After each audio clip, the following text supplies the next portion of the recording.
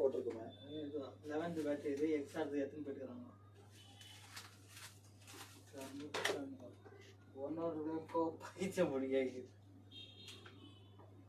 இப்போ 6S எவ்வளோ repeat issue வந்துருக்குது. 6S பயங்கரமாக வந்துருக்குது.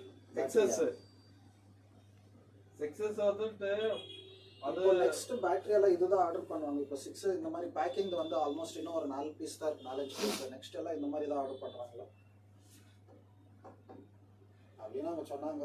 அது எவ்வளோ எப்படின்னா தெரியல. அந்த இதில் கூட இது இருக்குது எஃபெக்டிவ் வருது. ஆனால் இதில் ரொம்ப ஜாஸ்தி இதில் கொஞ்சம்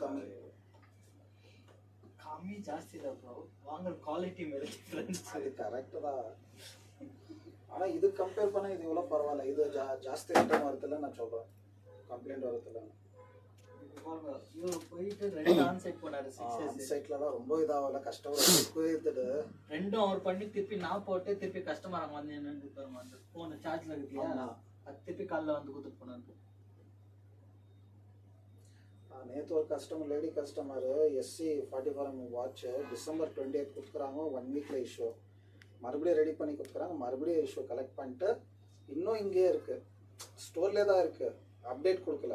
அது ஒரே இது இல்லை, நான் ஈவினிங் வரேன், இப்போ ஆஃபீஸ் முடிச்சுட்டு ஈவினிங் வரேன், எனக்கு டிவைஸாக ரிட்டர்ன் கொடு, இல்லை காசை ரிட்டர்ன் கொடு, இல்லைனா இல் சூயோ அப்படின்ற. நீங்கள் என்னென்னா பண்ணிக்கோங்க, ஆனால் இன்னைக்கு ஒரு நாள் மட்டும் வராதுங்க, நாளைக்கு வாங்கும் அப்படின்னு. You just give me today time, ma'am. If it's not happening tomorrow, you can take your own call. All of that. நீங்க என்ன நினைக்கிறீங்க?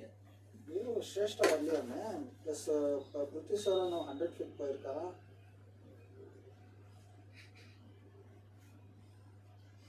எவ்வளோ நாள் லீவ் ஸ்ரேஷ்டா? நேற்று வந்தோம் தானே, இன்னைக்கு வரல. அவங்க என்ன சொன்னா தானே எங்களுக்கு தெரியுது.